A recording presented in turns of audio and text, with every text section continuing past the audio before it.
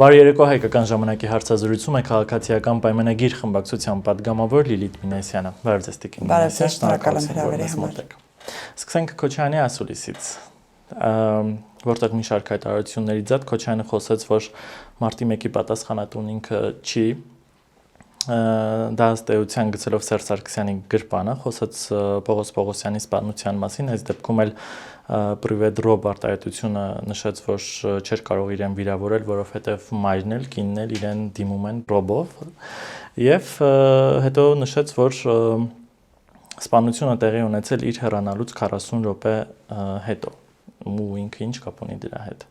Դուք ինչ եք առանձնացրել նրա ասուլիսից, մտքերից։ Ես իրականում այս դրվագների հետ կապված թեմաները ինձ այդքան էլ չեն հուզել, որովհետև բնականաբար տարիներ անց մարդը փորձում է հերթական անգամ խեղաթյուրել պատմությունը, այն ինչ որ բոլորս գիտենք, այն ինչ որ այն ընթացքում որտեղ է ունեցել այդ տարիներին ցավոք սրտի լայն սոցմեդիաներ չկային, որոնք հեռարձակվում էին, ասենք A1+-ի եթերներն են, որոնք կարող են արխիվի տեսքով մարդիկ գտնել եւ ուսումնասիրել թե այդ ժամանակ ինքը ինչ է ասել այդ սպանություններից հետո, կոնկրետ Պողոս Պողոսյանի սպանությունից հետո հենց A1+-ի եթերում ասում էր, եթե ես այնտեղ լինեի, ուրիշ ձև կարձագանքեի այդ խոսքին։ Համենայն դեպս մարդը փորձում է նոր պատմություն գրել եւ նրա աջակիցներն են նրան բան կունենայի ասելու։ Հա, ես դեռ նրան բան կունենայի ասելու, եւ հետաքրքիր է, որ անգամ նրան շրջապատող պատգամավորները կամ նրան շրջապատող քաղաքական թիմը նույնպես ինչ որ բացահայտումներ է անում,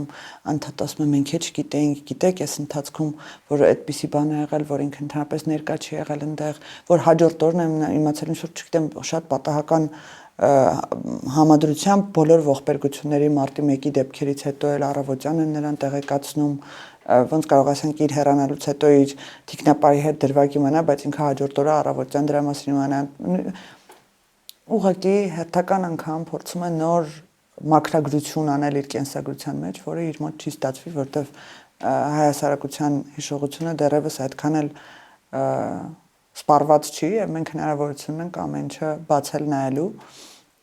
Իհարկե ես նորից կհորդորեմ մարդկանց ընդհանրապես այդ տարիների այդ տասնամյակի, որ անունը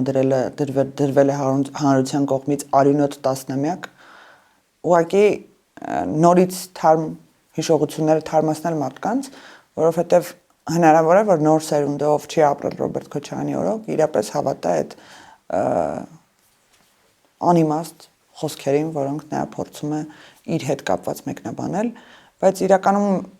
հարցազրույցի մեջ ինձ ավելի շատ անհանգստացնում էր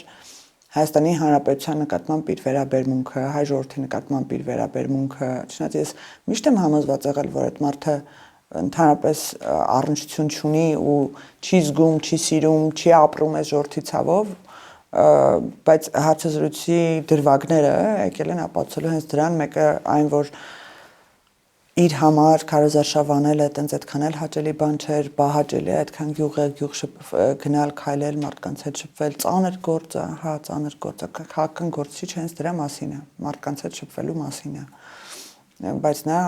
ընդհանրապես դրա հետ կապ չուներ կամ Հայաստանին մեղադրել անընդհատ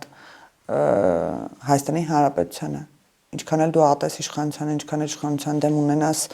հակակրանք, չպետք է Հայաստանի Հանրապետությանը, որպես քաղաքականություն վարող մարմին դնես մեղադրանքների շարքում, մանավանդ երբ խոսքը վերաբերում է ագրեսիային Ադրբեջանի կողմից անձազերծած կամ Լեռնային Ղարաբաղի բռնի տեղահանմանը, որը որ հենց Ադրբեջանի ձեռամբ է տեղի ունեցել։ Եվ իհարկե ամենաընդհանուր գլխավոր վերնագիր կարելի է ամբողջ ասուլիսին դնել եվրոպական հանրույթի, եվրոպական առաջնորդների, դեպի Եվրոպա բռնած ուղղություն ունեցող քաղաքական ուժերի դելեգիտիմացիա, մարդկանց աչքերին այլ պետության ղեկավարներին ծաղրել, մարդ, որ ուզում է դառնալ պետության երկրի ղեկավար, գնում է ընտրությունների, ասում է մենք կռելու ենք, ուզում եմ հասկանալ, ոնց կարող ես քո կոլեգային, որը հետագայում կարող է դառնալ հիպոթետիկ քո կոլեգան, նման ծաղրանքով մոտենալ, սկսած Մոլդովայի երկրի առաջնորդից, վերջացած Էմանուել Մակրոնով, Ֆրանսիայի եւ այլ պետության առաջնորդներով, բայց իհարկե Ռոբերտ Քոչարյանը չէր կարող իրեն թույլ տալ մեկ թթու խոսք կամ մեկ նման հռետորաբանությամբ, նման տոնայնությամբ խոսք իր հավերժ, այսպես ասած, ինչպես իր տղան էր ասում, ամուսնական կապով կապված Ռուսաստանի Դաշնության ղեկավարի կամ Ռուսաստանի Դաշնության մասին որից է թթու խոսք չէր կարող ասել, էլի։ Մարտի 1-ի դրվագը դուք ինչպես եք մեկնաբանում, մանավանդ միեդի որոշում ունենք մենք։ Միեդի որոշումը ինձ թվում է պետք է հանրությանը մի քիչ ավելի շատ բացել եւ այն մեկնաբանությունը, որ ինքը տվեց ընդհանրապես իրականությանը չէր համապատասխանում հերթական մակրագործություններ, ես խորհուրդ կտամ հայերեն կարդալ սովորել կամ եթե այլ լեզու բացի հայերենից չի տիրապետում, գոնե խորհրդականներին խնդրի այդ փաստաթղթերը իրեն տրամադրեն եւ կարդան, որովհետեւ միեդի որոշումը հենց նրա մասին է, որ պետությունը պատասխանատու է եղել մարդկանց սպանության համար։ Պետությունը պատասխանատու է եղել մարդկանց սպանության համար եւ մարդկանց սպանությունները չբացահայտելու համար։ Մենք երկրորդ մասին է անդրադառնում չբացահայտելու տեսանկյունից եւ չբացահայտելու մասով միակ պատասխանատվությունը գցում է Սերժ Սարգսյանի վրա, որ դրանից հետո ես չեմ պաշտոնավորել, թող բացահայտեին, ոնց կարող էր, եթե դու ես բերել նրան քո իրավահաջորդն է, այսպես ասած, Սերժ Սարգսյանը, ոնց կարող էր Սերժ Սարգսյանը մի հակառակ բան անել քեզ, բայց այդ ողբերգությունները էլի այս հայ ժողովուրդը չի մոռանալու եւ միակ եւ բոլորիս հայտնի պատասխանատուն Ռոբերտ Քոչարյանն է։ Շատ լավ, Տիկին Մինասյան, եթե հավատանք Քոչարյանին 2026-ին դուք ունեք 0 շանս վերընտրվելու համար, քանի որ իրեն եւ Սամվել Կարապետյանի ուժը գալու են ձեզ հակակշռելու։ Մտավախություն չունեք, որ այն ուժերը, որոնք բազմիցս նշել եք, որ լեգիտիմ չեն, ձեզ որևէ ձևով չեն կարող խանգարել 2026-ին չեն հասնի հաջողության։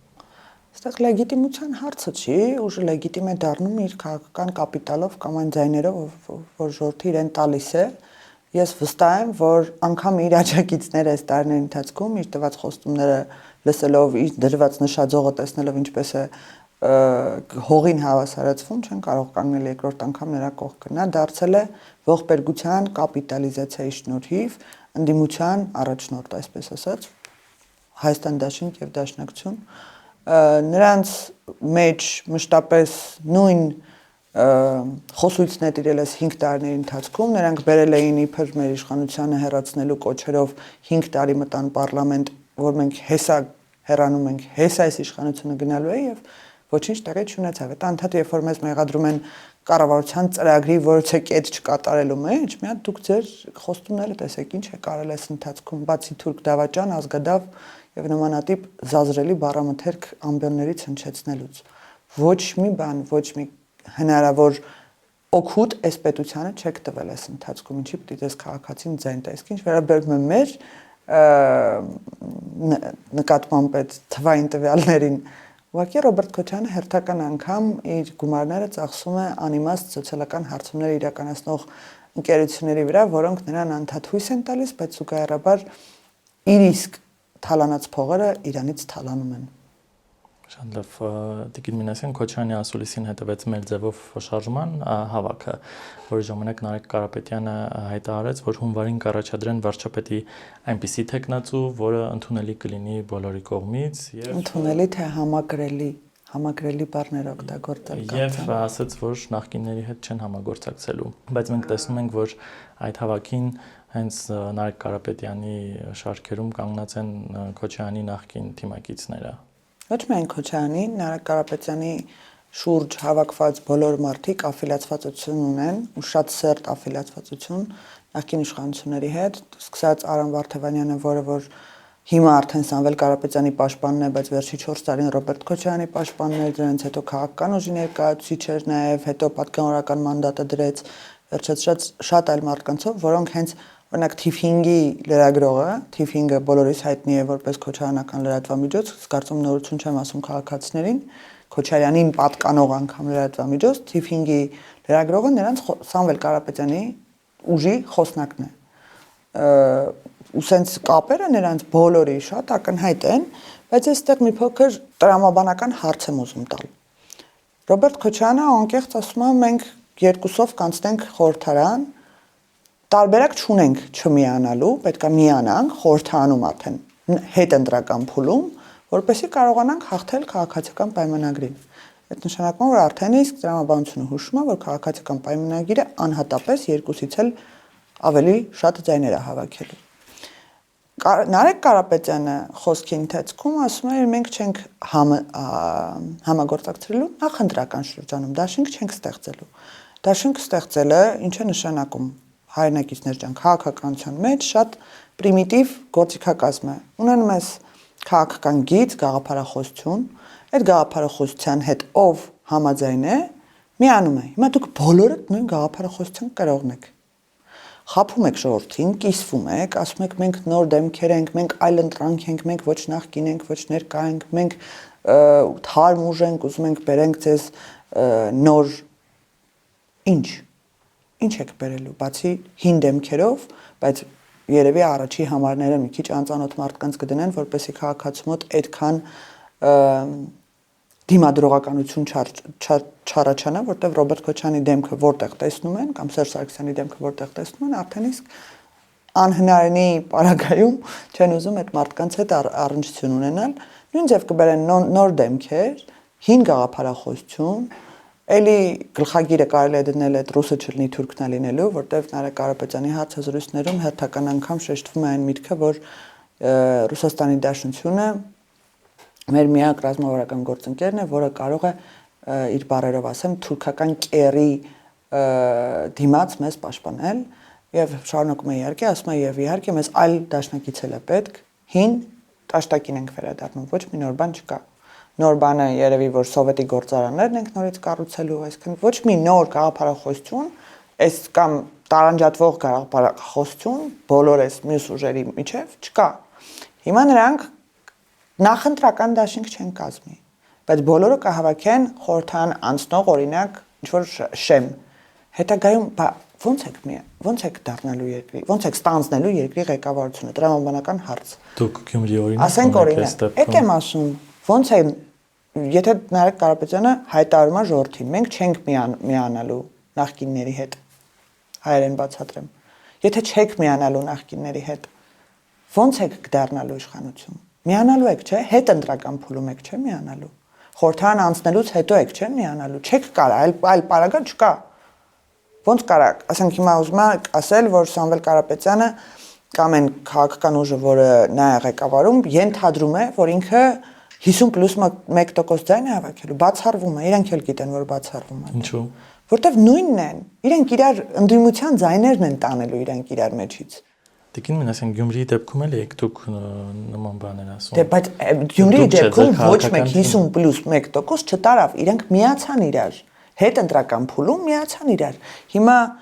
անկեղծ լրագրողներին հորդորում եմ հարցրեք Նարեկ Կարապետյանից նախընտրական փուլում չեք միանալու, դաշինք չեք կազմելու, բա հետ ընտրական փուլում էլ չեք կազմելու, եթե չեք կազմելու, չեք դառնալու իշխանություն։ Ուրեմն քապն դառնալու իշխանություն դուք էլ դինեք ընդդիմություն տարբեր ուժերով։ Անհնար է նրանք չմիանան, որտեղ նրանք սնվում են մի տեղից, նրանց քաղաքական միտքը մի ուղեծիր ունի, նրանց նարատիվները ամբողջությամբ իդենտիկ են, նույնական են կայսրության նարատիվների հետ, եւ նրանց նպատակն է միայն Հայաստանի Հանրապետությունը զրկել ինքնիշխանությունից, հետ տանել դեպի անցյալ, անկախությունը էլի կախվածություն կենտրոնից, մի կենտրոնից Եվ այդ մի կենտրոնն է կորոշի արդեն ինչպիսի արտաքին քաղաքականություն դու կարող ես վարել։ Տիկին Մինասյան, ինչով են կարևոր այս 26-ի ընտրությունները, որ արդեն այս աժիոտաժը ամիսներ առաջ արդեն սկսվել է, բոլորը ինչ որ քաղաքական թևերի են բաժանվում, 26-ի ընտրությունները ոչ միայն Հայաստանի, նաև քաղաքական ուժերի համար այդ կարևորության մեղավոր Կարևորությունը հենց արտաքին քաղաքական ուժերի ներգրավվածությունն է Հայաստանի Հանրապետությունում։ Հայաստանի Հանրապետությունը ընտրել է այդ բալանսավորված քաղաքականությունը, ընտրել է, որ չի կախվածություն չի ունենալու մեկից այլ կախվածությունները բաշխելու է շատ տարբեր կենտրոնների մեջ, որպեսզի կարողանա իր շահերը, պետական շահերը պաշտպանել, իսկ մեր դարավոր բարեկամը, ճակատների մեջ բարեկամը չի հանդուրժում այդ ամենը, եւ Հայաստանի Հանրապետությունը 26 թվին պայքար է ունենալու նախընտրական փուլում ինքնիշխանության, խաղաղության որտեղ այդ ուժերը խաղաղության կողմնակից չեն, այդ ուժերը կոնֆլիկտի հարատևման կողմնակից են։ Խաղաղության, ինքնիշխանության եւ անկախության համար։ Էդ է ամբողջ թեման եւ ստեղ միակ խնդիրը, որ մեր ժողովրդին հնարավոր չլինի մանիպուլացնել, անծանոթ քիչ թե շատ ընկալելի դեմքերով, որովհետեւ այդ դեմքերի մեծամասնությունը աֆիլիացված է այն մարդկանց հետ, ովքեր որ իրենց դեմքերը վաղուց բոլորից զզվանք են առաջացնում։ Տպավորություն է, որ միայն քաղաքացիական պայմանագրին է պետք այս խաղաղությունը, հա, որովհետև այնպիսի դասավորվածություն է, որ կա ԿՓ եւ կան մյուսները։ Իրանք փորձելու են խաղաղությունը իրանց վրա քաշել, իրանց դիվիդենդ սարքել որպես բերելով մեկ նկատառում, որը ընդհանրապես աբսուրդային է, որ մեր ժամանակ Լեռնային Ղարաբաղը եղել, մեր ժամանակ Լեռնային Ղարաբաղում մարդիկ խաղաղ ապրել են, բայց կարող է հանրությունը նայել վիճակագրությունը, թե սահմանին քանի զինվոր է զոհվել այս տարիների ընթացքում, խաղաղ պայմաններում իրենց ասած, ոչ պատերազմական դրության ժամանակ ու նայել այս վերջի 2 տարին կամ 1 տարին 7 ամիսը, որ գրեթե մեկ զինվոր թշնամու չի զոհվել։ Խաղաղությունը միայն բառերով չէ կամ միայն նրանով չէ, որ դու հասարակությանը ասես, դու տարածաշրջանի ամենաուժեղ բանակն ես, դու պետքա տենց մեկ ազգ, մեկ բանակ դառնանք, մենք կարանք գնանք Բաքվում չայ խմենք, մենք կարանք էս անենք, այդ պաթոսախեղտ հայտարարությունները չեն։ Խաղաղությունը հարևանների հետ բարեկամական կամ բարեդրացիական հարաբերություններ ստեղծելն է, եւ դա լինելու է միակ կռվանը, որովհետև եթե մենք տարածաշրջանում սեփ չենք, այլ խաչմերուկ ենք, մենք հնարավորություններ ենք բացում շատ տարածաշրջանային երկրների եւ ոչ տարածաշրջանային աշխարհակահաղական կենտրոնների համար, իսկ դա ձեռք չի տալիս մի կենտրոնի։ Տիկին Մինասյան, մտավախություն չունեք, որ միայնակ գնալու եք այսքան ուժի դեմ, որոնք ըստ ձեզ մի կետից են կառավարվում։ Մտավախություն չունենք, որտեղ մենք ստեղ եթե խոսքը գնում է քաղաքական ընտրությունների մասին, որը խաղաղ պայմաններում է, մենք պատերազմ ենք տեսել, մենք պատերազմի միջով ենք անցել, դրանից հետո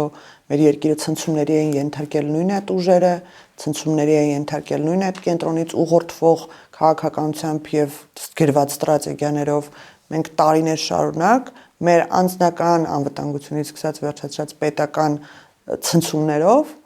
անցել ենք այդ ամենի միջով, հիմա այս ամենը մեր համար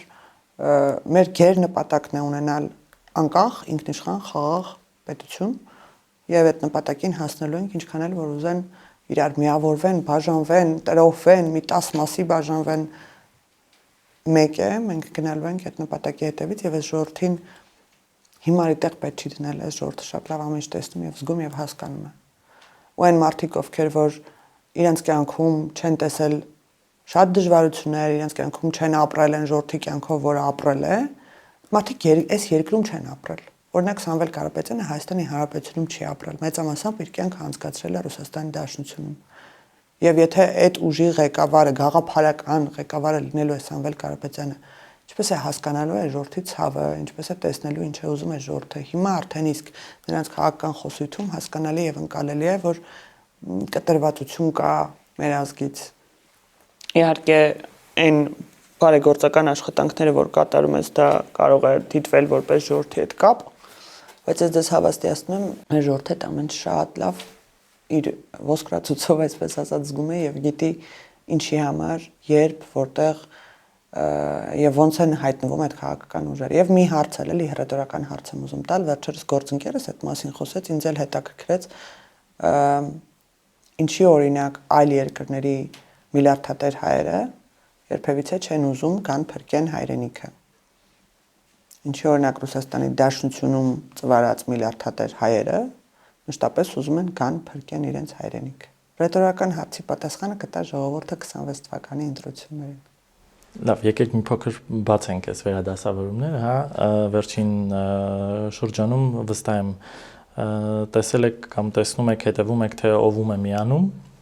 Մի քանի այսպես առանձնացրել եմ, թե ովում է միացել։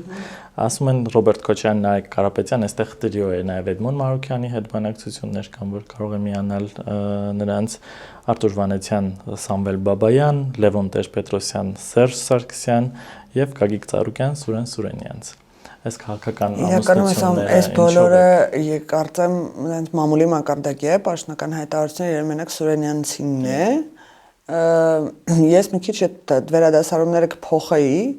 բայց ես ընդհանրապես իրանց մեջ տարբերություն չեմ տեսնում։ Տվեք ինձ մեկ ուժ, այդ նշած ուժերից մի հոգի, որ ասում է օգոստոսի 8-ը մեր պետության համար լավագույն լուծում է, որ ասում է, որ օրինակ Եվրամիության կամ Ամերիկայի հետ համագործակցությունը ռազմավարական դաշնակցությունը պետք է ավելի շատ խորացնել։ Տվեք այդ ուժերից մի հոգի թող ասի։ Կամ մեկ ուժ, որ չի մատնանշում, որ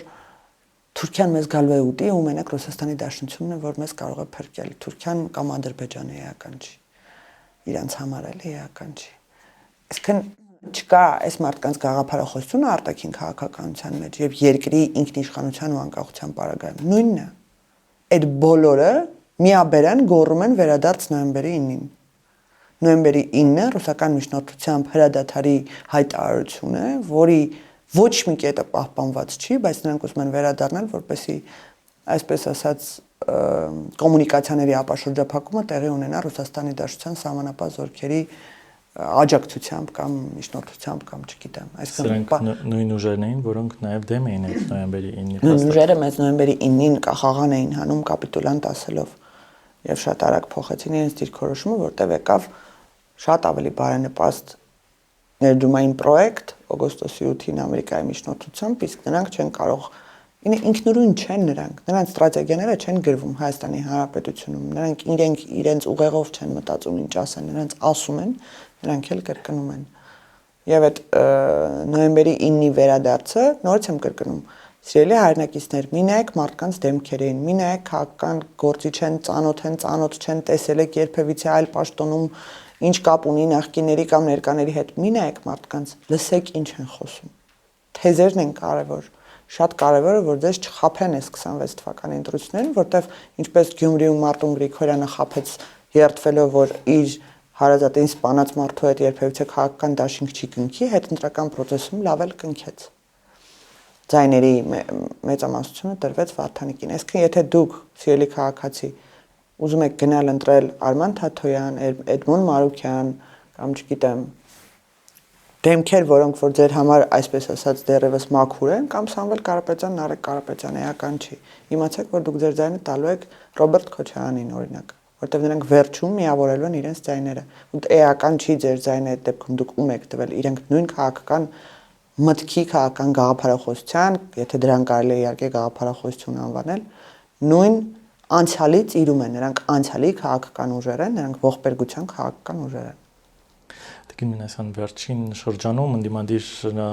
շրջանակները շատ են մեղադրում ձեր իշխանական թիմին, թե վարչապետը ազատվում է բոլոր նրանցից, ովքեր վարչապետի թեկնածուներ են, մասնավորապես Գալստանյան, Աճապարյան։ Գալստանյանը ոնց կարող էր վարչապետի թեկնածու լինել։ Սրանք ինչի մասին են։ Սրանք քաղաքական անմեղսունակության մասին են, ընդհանրապես անմեղսունակ են մարդիկ, ովքեր կարող են նմանատիպ խոսույթ ձևավորել, որտեվ չի կարող երկխաղաքացին լինել վարչապետի թեկնածու, իսկ Աճապարյանի մասին կարծեմ մի 100 անգամ ինքն է հրաժարվել ընդհանրապես այդ կոչումից, իսկ այդ մեղադրանքները, որ ազատվում է վարչապետի թեկնածուներից, երևի թե իրենց համար նոր պաշտպանական շերտ են մտածել, այն ժամանակ ասում էին քաղբանտարկյալ են, որտեվ քաղաքական գործունեությամբ են զբաղվում, լրացնում են մարդկանց, մարդիկ, որոնք որ ընդհանրապես քաղաքականության հետ կապ չունեն, նախկին թալանչի են, մտնում են քաղաքականություն, դառնում են օրինակ լոկալ ընտրություններում հաղթող, ինչպես Վարդան Ղուկասյաններ, եւ ասում են ինձ քաղաքական հետապնդումների են ենթարկում, դատարաններով են տանում, որովհետեւ ես քաղաքական գործունեությամբ եմ զբաղվում։ Օրենք խախտելը ոչ քաղաքական գործչին, ոչ վարչապետի թեկնածուին, ոչ հոգևորին, ոչ սքեմավորին չի ազատում օրենքի առաջ պատասխանատվությունից։ Ինձ էլ չի ազատելու, ձեզ էլ չի ազատելու։ Ոչ մեկին չի ազատելու, եթե դուք օրենք եք խախտում։ Ընդհանրապես իրավական process-ները հեիքը խառնեք քաղաքական process-ների հետ։ Մարդկանց քաղբանտարկյալ կարող են ասեն մենակ մի պարագայում, երբ որ օրինակ ցույց անելու համար մի տոնածառ մենակով տոնածառ էր դրել, կարծեմ մեր տղաներից մեկը ժամանակին 2010 քանի թվականներ մի քանի տարի բանտ նստեց։ Մի քանի տարի մարդը բանտ նստեց ուղղակի ցույց անելու համար օպերայի հրապարակում։ Մենակով, չեմ խոսում անկարգությունների մասին, չեմ խոսում ոստիկանական ուժերի վրա քարեր եւ պայթուցիկներ շպրտողների մասին։ այն քաղաքական բռնաճնշումները ինչ եղել են նախորդ տարիներին, ելի եմ կրկնում, հիմա հասարակությունը հնարավոր է չի տեսնում, որտեղ այդ մեդիան այդ ժամանակ այդքան ազատ չէր ու այդ հնարավորությունները չկար այդ ամեն ինչը տեսնելու, բայց ես հորդորում եմ մարդկանց ուղղակի բացել արխիվները։ Ցանկացած լրատվամիջոցի, կարծեմ հայկական ժամանակի լրատվամիջոցի անգամ արխիվներում կարող եք գտնել բազմաթիվ տեսանյութեր եւ համեմատել այժմյան իրականությունը նախկինի հետ։ Մի նոր ուժ էլ կա, որ գալիս է ձեզ սեռացնելու իշխանությունից, դա Արման Թաթոյանի ուժն է։ Ինչպես է վերաբերում։ Էլի նոր չի։ Արման Թաթոյանը թող իր կենսագրությունը չմաքրագրի։ Այդ ես ուղղակի ապշել եմ մարդը տարիներ շարունակ աշխատել է Սերժ Սարգսյանի իշխանության օրոք, ոչ միայն մարդու իրավունքների պաշտպան որպես անկախ մարմին, այլ նաև արդարադատության նախարարի տեղակալ, որին նշանակել է Սերժ Սարգսյանը իր ստորագրությամբ։ Բայց օրինակ իր տեսաուղերձում ինքը նշում է միայն իր մարդու իրավունքների պաշտպանի գործունեությունը։ Մարդը, որը որ մարդու իրավունքների պաշտպան է եւ պետք է մարդկանց հուզական ֆոնի մասին բարբերաբար մտածի։ Այդ ողբերգությունը անընդհատ նորից աչքի առաջ չբերելու, անընդհատ չվերապրեցնելու մասին, մարդը դնում է կեղծ լուր օգոստոսի 8-ից հետո իմիջիալոց, որ Ադրբեջանում պաշտոնական մակարդակով հրապարակում են տալիս են մարդկանց անձնագրեր կամ ID-ներ արևմտյան Ադրբեջան գրությամբ, երբ նրանից հետաքննող լրագրողները հարցնում են այսինչ գրություն է, այսինչի մասին է խոսքը, որտեղից այս նյութը ձեզ, մատնանշում է 2022-23 թվականի մի ոչ պաշտոնական մի թերթոնի հղում, որտեղ իբր հասարակական կազմակերպությունը տալիս է ID-ներ արևմտյան Ադրբեջան մատնագրմամբ եւ ընդհանրապես իրականության հետ կապ չունեցող եւ սա նշանակում է մարդը խաղում է գիտենալով, տեղեկանալով, իմանալով, որ ստում է, մարդը խաղում է հասարակության այդ ողբերգության ցավի նյարդաթելերի վրա։ Դրանից առաջ գիտեք որ գիշեք Սյունիքում երկու տղա էին ուղակի սահմանահատել։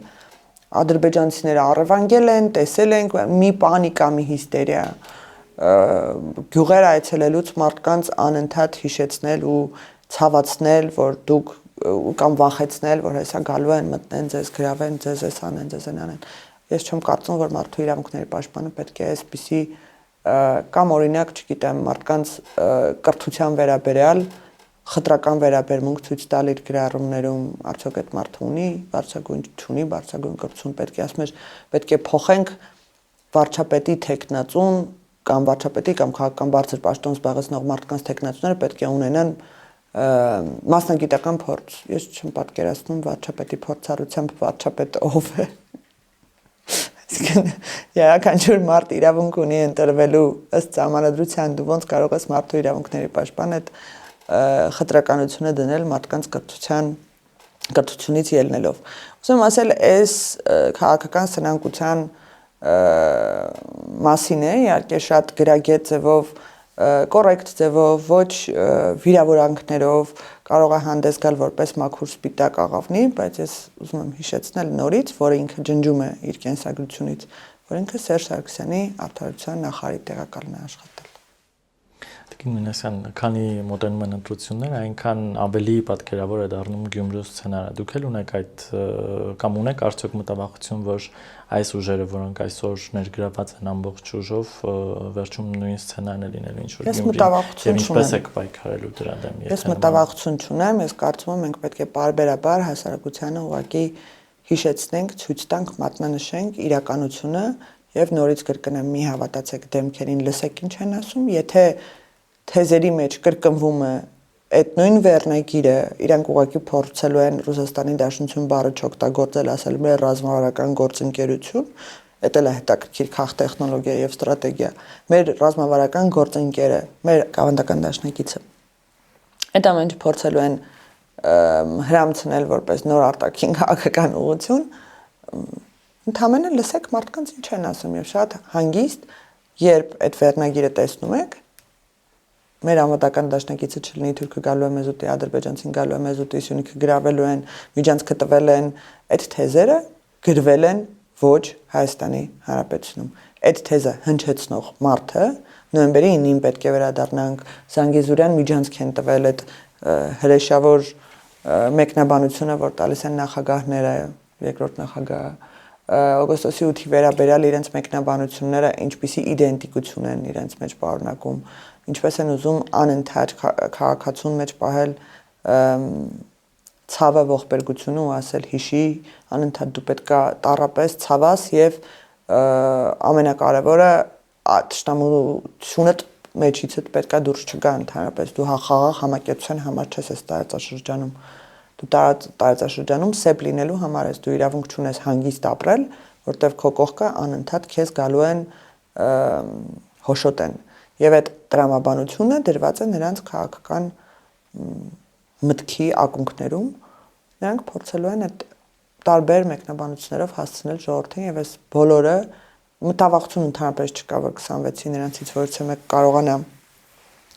իր ուզածին հասնել որտեվ ես կարծում եմ մեր ժողովուրդը բազմիցս ապացուցել է որ ինքնիշխանությունը իր համար կարմիր գիծ է եւ չի կարող զիջել մատաղանել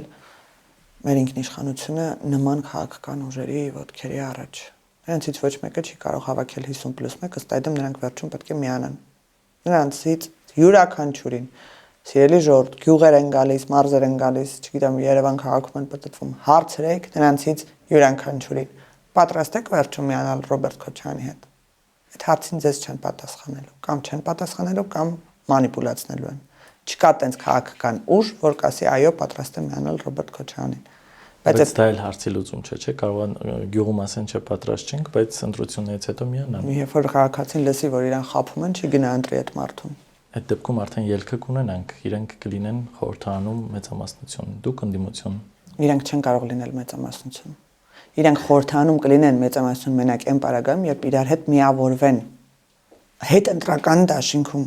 Դուք բացառում եք այդ սցենարը։ Իրանց ձայները պետք է տան օրինակ ամենաշատ հավաքած ձայներ հավաքած ընդդիմության ուժին։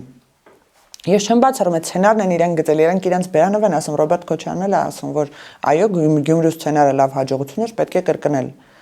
Եվ բաժանվելու են, տրողվելու են մի 17 մասի։ Դրա համար եմ ասում, որպեսզի չմանիպուլացվեք, լսեք ինչ են ասում, դեմքերը ձեզ ծանոթ չեն լինելու։ Տիկին Մինասյան, ձեր թիմակիցներից շատերը ասում են, որ Ռուսաստանը հաշտվել է Հայաստանի այս իրողության հետ, բայց մենք այս ուժերին նայելով հասկանում ենք, որ այդքան էլ այդպես չէ։ Դուք ինչ կարծիք ունեք այս մասին։ Արդյոք սա համակերպվածության նշան է, այսքան ուժ բերել դնել։ Ինձ թվում է տարբերությունը հետևյալն է, իհարկե ազդեցության գոտի ունենալը ընդհանրապես այսպես ասած չի խանգարի եւ հակառակը պետք է անդադ փորձել այդ ազդեցության գոտիները ավելացնել ըստ Ռուսաստանի Դաշնության վարած քաղաքականության բայց մեր տեսանկյունը հետեւյալն է մենք չենք փոխելու կամ չենք վերացնելու կամ ինչ-որ sense վատ վերաբերմունք կամ վատ հարաբերություններ չենք կառուցելու Ռուսաստանի Դաշնության հետ մենք այնպես ենք շփվելու Ռուսաստանի Դաշնության հետ ինչպես շփվում ենք մեր տարածաշրջանային գործընկերների հետ Իրանի, Վրաստանի եւ այլ պետությունների հետ ավելի սերտ համագործակցություն կա իհարկե որտեղ մենք ԵԱՏՄ անդամ ենք մենք տնտեսությամբ կախված ենք շատ հարցերում մենք փորձում ենք այդ կախվածությունները դիվերսիֆիկացնել այո այստեղ տարբերությունը մեր եւ նրանց այլ է մենք ասում ենք մենք դիվերսիֆիկացնելու ենք մենք Ամերիկայի հետ ռազմավարական գործընկերություն ենք ընկնելու մենք Չինաստանի հետ ենք ռազմավարական գործընկերություն ընկնելու մենք գնալու ենք դեպի Եվրամիություն որը այդ ուժերի համար անընդունելի է որտեղ նրանք միակն են պատկերացնում միակ այսպես ասած ավանդական ռազմավարական գործընկերը նրանք պատկերացնում են Ռուսաստանի Դաշնություն Շատ լավ, խոսենք նաև վարչապետի միջազգային այցերից, վարչապետը Դոնալդ Թրամփի եւ Եգիպտոսի նախագահի հրավերով Եգիպտոսում էր մասնակցելու Մերձավոր Արևելքի խաղաղության գագաթնաժողովին, վստահ եմ հետևել եք իրադարձություններին։ Վարչապետը շփումներ ունեցավ Թրամփի, Ալիևի հետ եւ մի շարք այլ ղեկավարների հետ։ Նման այցերն ու գագաթնաժողովերը ըստ ձեզ ինչ են տալիս։ Այս 2-3 ամսվա ընթացքում, երբ նայեք վարչապետի այցերի աշխարհագրությունը, կտեսնեք ինչպիսի քաղաքական եւ ինչպիսի տարածաշրջանային տարբեր կենտրոնների հետ է աշխատում։ Սա միջին արևելքի մասին է խոսքը, որի ղեկավարների հետ շատ սերտ կապեր կամ համագործակցություն կարող ենք հաստատել եւ փորձում ենք հաստատել։ Մենք նույն ժամանակ կարող ենք Չինաստանից ԱՄՆ, Ռուսաստանից հարավ, արևելքի նկատի ունեմ Եվրոպայից Ինդոնեզիա մինչև եւ այդ շփումները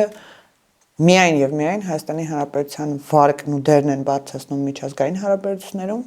Մենք ենք խոսում մեր շահերի մասին, ոչ թե մենք թողնում ենք մեր շահերի մասին քննարկումներ ունենան կայսրությունները, մենք ենք մեր տեղը բանակցում, մենք մեր շահերն ենք պաշտպանում եւ ամենակարևորը մենք տարբեր կենտրոնների հետ ունենք ռազմավարական գործընկերության շահեր, որոնք որ պետք է ընթացք ստանան շատ ավելի արագ, քան կարող են, օրինակ նույն TRIP նախագծի շուրջ բանակցությունները պետք է ավելի ինտենսիվ լինեն, մենք գիտենք, որ արդեն մասնագետներ են գործուղվել Հայաստան, որպեսզի մաքսային մեր ծառայողների վերապատրաստումները իրականացնեն, մեր ռազմավարական գործընկերության մյուս հուշագրերի մասով առաջընթացներ ունենք արհեստական բանականության եւ մյուս մասերով։ Նույնը ունենք Եվրամիության հետ ավելի շատ հարաբերություններ, Չինաստանի հետ առևտրաշրջանառության աճ։ Այսինքն այս ամեն ինչը պետք է նայել միաժամանակյա կոնտեքստում եւ հասկանալ, որ Հայաստանը իր բազմավեկտոր արտաքին քաղաքականությունը միայն եւ միայն օգուտներ է բերում Հայաստանի Հանրապետությանը, մանավանդ երբ կոմունիկացիաները ապաշրջափակվեն, երբ ունենանք արդեն բաց սահմաններ, այդ ժամանակ այս երկրների հետ համագործակցությունը արդեն տեսանելի է լինելու հողի վրա ժողովրդին։ Իդեպ որպես իշխող ուժի ներկայացուցիչ, ինչ կարող եք ասել TRIP-ի գործընթացից գետնի վրական աշխատանքներ, թե դեռ բանակցային փուլում են։ Կան բանակցային փուլն էլ զուգահեռ ընթանում, բայց ես փոքր այն ինչ որ ասացի դրան ավելացնելու շատ բան չունեմ, գիտեք որ արդեն առաջի տրանշը Ամերիկան փոխանցել է եւ այդ գործընթացներում մի փոքր ինձ թվում է սպասողականությունը ավելի տրամաբանական եւ արդյունավետ կլինի, որտեվ ես չեմ ուզում, որ այն մարդիկ, ովքեր որ առավոտից իրիկուն բոլոր հնարավոր ամբիոններից գոռում են, որ դա միջանցք է, որ Հայաստանի տարածքային ամբողջականությունը հաշվի չեն առնում անգամ այդ թեզը, որ գրված է մեր սկզբունքների, մեր տարածքային ամբողջականությունը, ինքնիշխանությունը եւ ամեն ինչ կանեն, որ այդ նախագիծը խնդիրներ ունենա Հայաստանի Հանրապետությունում, կարծում եմ, որ լրությունը եւ լուր բանակցելի վերջում արդյունքներ ցույց տալը մշտապես ավելի արդյունավետ է լինել։ Շնորհակալություն։ Ես մշտապես Զրուցում էի քաղաքացիական պայմանագիր խմբակցության պատգամավոր Լիլիթ Մինասյանի հետ։ Շնորհակալություն ուշադրության համար, կհանդիպենք։